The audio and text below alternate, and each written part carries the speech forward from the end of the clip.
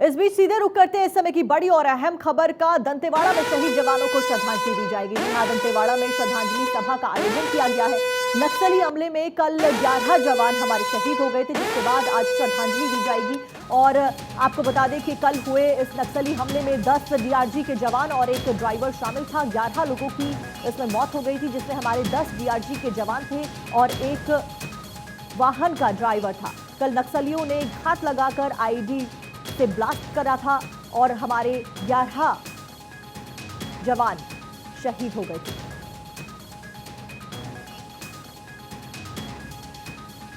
नक्सली हमले में 11 जवान शहीद हुए थे। आज उनको श्रद्धांजलि दी जाएगी। श्रद्धांजलि सभा का आयोजन आज किया गया है, जिसमें श्रद्धांजलि हमारे सारे शूरवीरों को दी जाएगी। आपको बता दें, इसके ऊपर प्रधानमंत्री नरेंद्र मोदी हो गए या तमाम आला नेता हो गए, अधिकारी हो गए, इन सबने शोक व्यक्त किया था और मदद करने का ऐलान किया था जितना हो सकता है। कल नक्सलियों के द्वारा हमला किया गया। ये सभी जवान एक प्राइवेट व्हीकल के जरिए दूसरे जवानों को रेस्क्यू करने के लिए जा रहे थे और उसी दौरान घात लगाकर बैठे नक्सलियों ने आईडी ब्लास्ट कर इनकी गाड़ी को उड़ा दिया, जिसमें ये सभी 11 के 11 शहीद हो गए। फिलहाल तमाम आला अधिकारी और इन्वेस्टिगेशन टीम इसके ऊपर इन्वेस्टिगेट कर रही है। आज श्रद्धांजलि सभा का आयोजन किया गया है, इसमें इन सभी जवानों को श्रद्धांजलि दी जाएगी।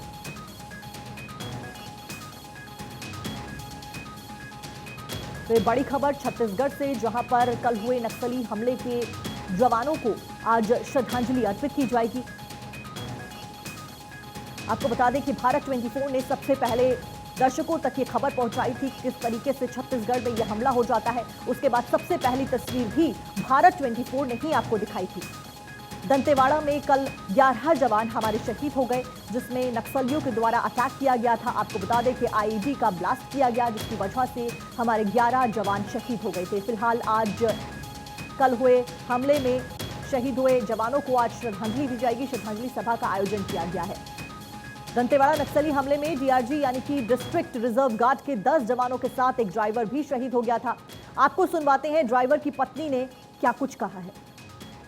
मांग कुछ भी करेंगे ना सरकार लोग, तो कैसे करके पालूं मेरे बच्चे को। अभी कोई देखने वाले नहीं, कोई नहीं, बच्चे लोगों को कोई भी देखने वाला कोई नहीं है, कुछ नहीं, छोटे छोटे बच्चे। अब मैं क्या करूं, एक ही जन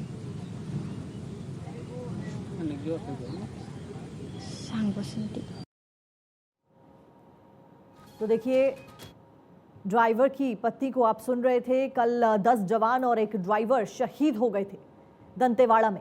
लेकिन बड़ा सवाल तो यही उठता है कि आखिर कब तक ऐसे दंतेवाड़ा के इंसिडेंट्स होते रहेंगे और कब तक इनको हम सिर्फ शहादत मानते रहेंगे, क्योंकि ऐसे हमले पहले भी हुए हैं नक्सलियों के द्वारा। फिलहाल एक्सक्लूसिव तस्वीरें लगातार हम आपको दिखा रहे हैं दंतेवाड़ा से, जहां पर शहीद हुए जवानों को आज श्रद्धांजलि देने के लिए सभा का आयोजन किया गया है। श्रद्धांजलि आज दी जाएगी। तमाम जो जवान हैं उनके पार्थिव शरीर फिलहाल यहाँ पर रख दिए गए हैं और उसके बाद श्रद्धांजलि इनको दी जाएगी। तमाम जो परिजन हैं इनके, वो भी यहाँ पर मौजूद रहेंगे। अभी फिलहाल सिक्योरिटी फोर्सेस के जवान आपको देखने को मिल रहे हैं। आपको बता दें, कल दंतेवाड़ा में हमला हुआ था और इस हमले में आईडी का इस्तेमाल किया गया था, जिस ब्लास्ट में ये सभी 11 के 11 जवान शहीद हो गए थे। इन 10 डीआरजी के जवान थे इसमें और एक ड्राइवर भी शामिल था। तो ये कुल मिलाकर 11 लोग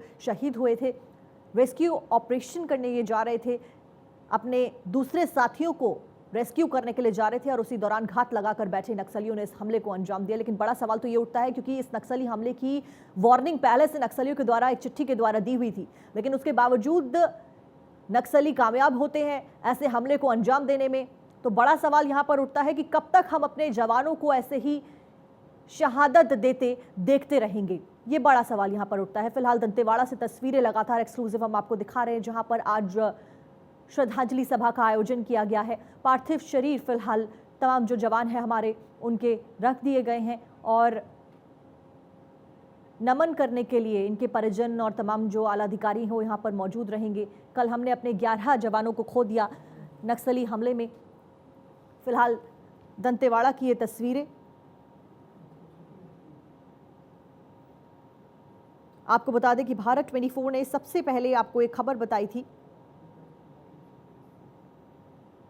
कि किस तरीके से इस हमले को अंजाम दिया जाता है। तो नक्सली हमले में देखिए सीएम योगी आदित्यनाथ का भी कल ट्वीट सामने आया था।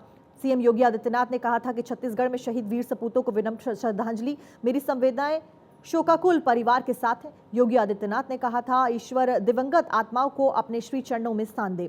साथ साथ इसके ऊपर भूपेश बघेल के भी कमेंट सामने आए थे। उन्होंने कहा था कि नक्सलियों को छोड़ा नहीं जाएगा। फिलहाल 2 तस्वीरें आपकी स्क्रीन पर। एक पहली तस्वीर हमले में जो 11 जवान शहीद हुए उनकी, जब इस हमले को अंजाम दिया गया उसके बाद जो गाड़ी के परखच्चे उड़ गए वो आप देख सकते हैं और पूरा गड्ढा हो गया था रोड में। उसको देखकर ही अंदाजा लगाया जा सकता है कि कितना खतरनाक ये हमला रहा होगा। वहीं दूसरी तस्वीर आज की, जिसमें शहीदों को श्रद्धांजलि देने के लिए आज श्रद्धांजलि सभा का आयोजन किया गया है और आज इन सभी 11 शूरवीरों को श्रद्धांजलि दी जाएगी।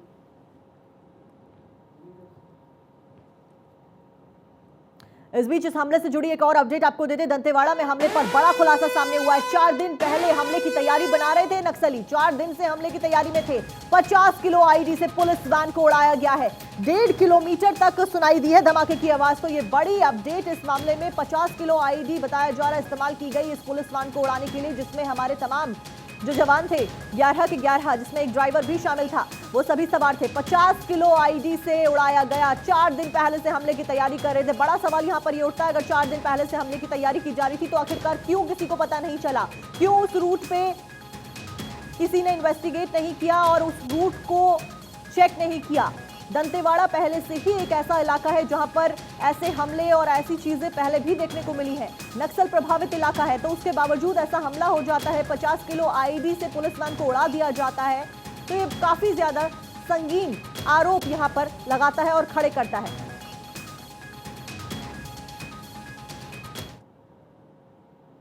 नक्सलियों ने एक बार फिर से कायराना हरकत को अंजाम दिया है। नक्सलियों के आईडी धमाके में हमारे 11 जवान शहीद हो गए। नक्सलियों पर नकेल कसने के लिए सरकार ने तैयारी पूरी कर ली है। दिल्ली से छत्तीसगढ़ तक अलर्ट जारी कर दिया गया है। लेकिन सवाल वही है कि आखिर नक्सली बार बार हमले को अंजाम कैसे दे रहे हैं? रिपोर्ट देखिए और समझिए पूरा मामला।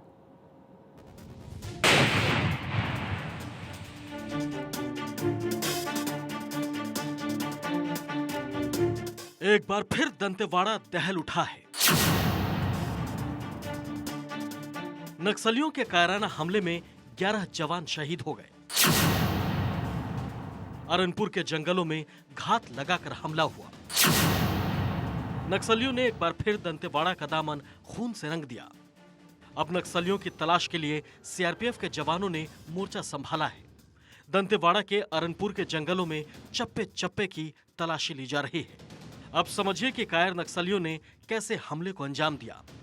छत्तीसगढ़ के दंतेवाड़ा के अरनपुर के जंगलों में नक्सलियों के छिपे होने की खबर मिली थी, जिसके बाद डिस्ट्रिक्ट रिजर्व गार्ड यानी डीआरजी के 250 जवान ट्रैक्स गामा गाड़ियों में सर्च ऑपरेशन के लिए निकले थे। लेकिन जब वो वापस आ रहे थे, उसी समय घात लगाकर बैठे नक्सलियों ने आईडी से धमाका कर दिया।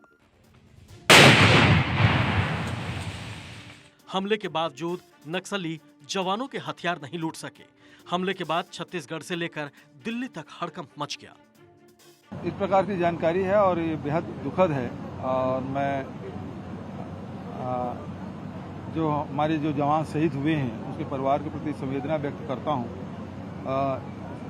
लेकिन जो ये लड़ाई है वो अंतिम दौर पे चल रहा है और नक्सलियों को किसी सूरत में छोड़ा नहीं जाएगा और निश्चित रूप से उस योजनाबद्ध ढंग से बना के ये नक्सलवाद को ही समाप्त करेंगे।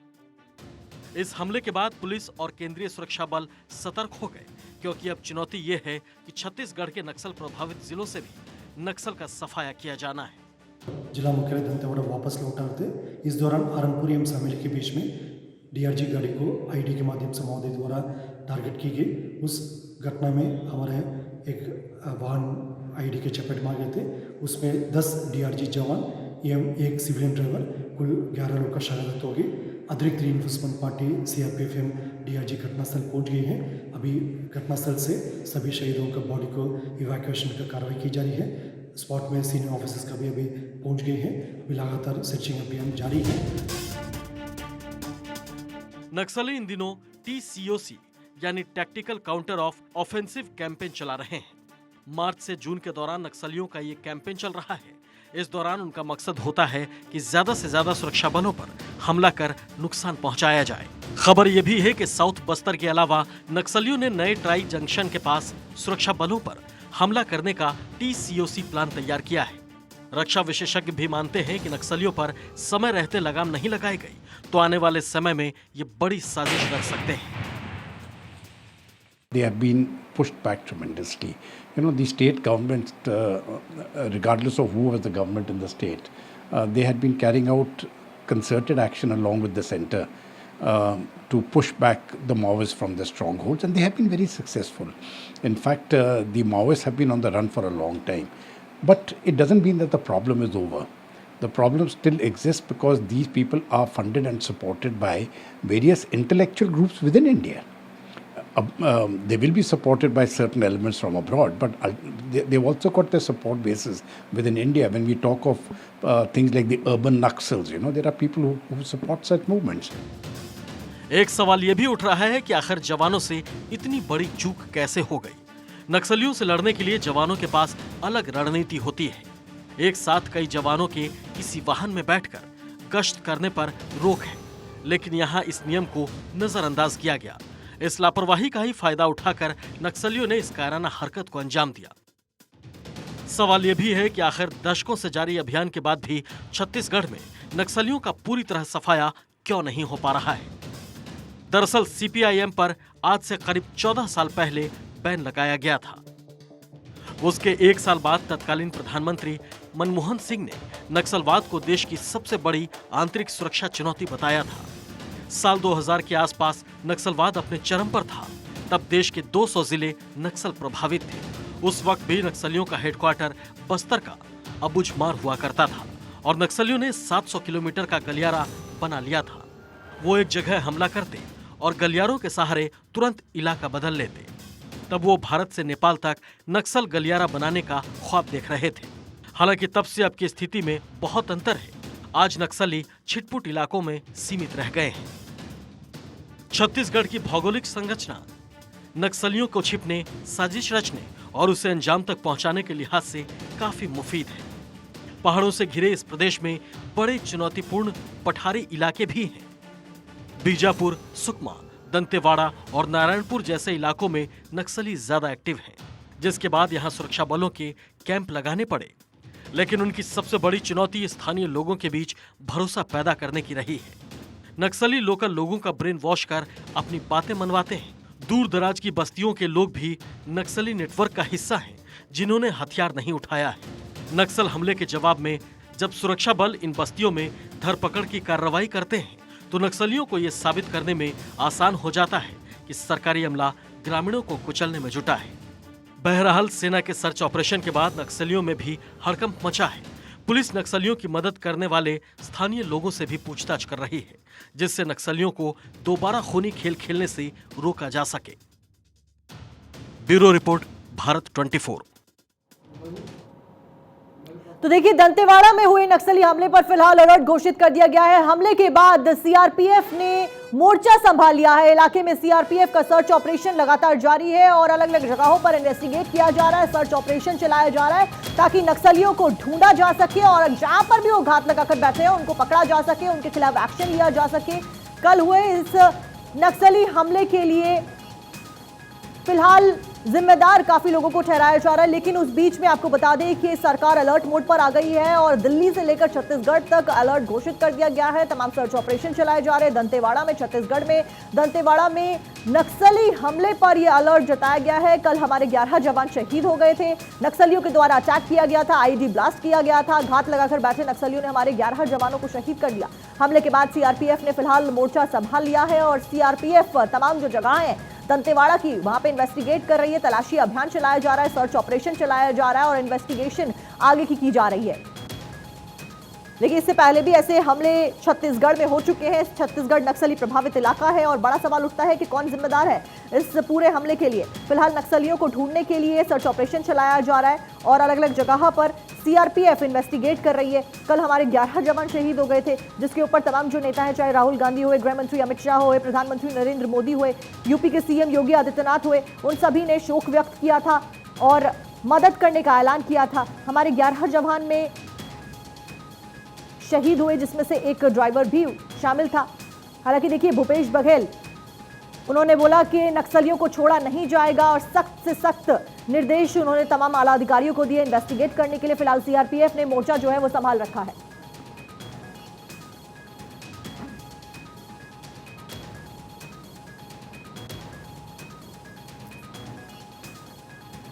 और तमाम जानकारी के साथ वपी राय हमारे संवाददाता हमारे साथ जुड़े हैं। वपी, क्या कुछ अपडेट है? फिलहाल बताया जा रहा है कि सीआरपीएफ ने मोर्चा संभाला है, क्या कुछ इन्वेस्टिगेशन आगे बढ़ी, क्या कुछ हाथ लगा है अभी तक? 2-3 महत्वपूर्ण बिंदु जिन बिंदु पे जांच किया जाना चर्चे का विषय है। महत्वपूर्ण बात है कि जब डीआरजी के जवान गश्त के बाद लौट रहे थे, लौटने से पहले उस मार्ग में आरोपी की विषय में जांच किया जा रहा है। अंदरूनी इलाकों में, नक्सल इलाकों में, जहाँ की बहुत अधिक संवेदनशील क्षेत्र होता है, उन इलाकों में जब भी गश्त किया जाता है तो बड़े वाहनों का इस्तेमाल नहीं किया जाता। लेकिन इस गश्त के बाद लौटते समय संवेदनशील क्षेत्र में बड़े वाहनों का इस्तेमाल किया गया। ये महत्वपूर्ण बिंदु है, इन बिंदु पे चर्चा चल रहा है। फिलहाल अगर पुलिस ग्राउंड की बात किया जाए, सभी शहीद जवानों के पार्थिव शरीर को लाया गया है। अभी गार्ड ऑफ ऑनर दिया जाएगा। मुख्यमंत्री भूपेश बघेल यहाँ पहुंचेंगे। मुख्यमंत्री ने अपना स्पष्ट निर्देश दिया है कि नक्सलियों को बख्शा नहीं जाएगा। दृढ़ निश्चय तो दिख रहा है, लेकिन फिलहाल अगर पुलिस ग्राउंड की बात किया जाए, गंभीर माहौल है। जी बिल्कुल बपी, बहुत बहुत शुक्रिया आपका तमाम जानकारी देने के लिए। फिलहाल तस्वीरें लगातार हम दर्शकों को दिखा रहे हैं। 2 तस्वीरें आपकी स्क्रीन पर। पहली तस्वीर में आप देख सकते हैं वो वाहन जिसमें आईडी ब्लास्ट करके जिसको उड़ाया गया, उसके परखच्चे उड़ गए। फिलहाल आज श्रद्धांजलि सभा का आयोजन किया गया, जिसमें हमारे तमाम जो 11 जवान शहीद हुए उनको श्रद्धांजलि दी जाएगी। दूसरी तस्वीर आईडी ब्लास्ट के बाद की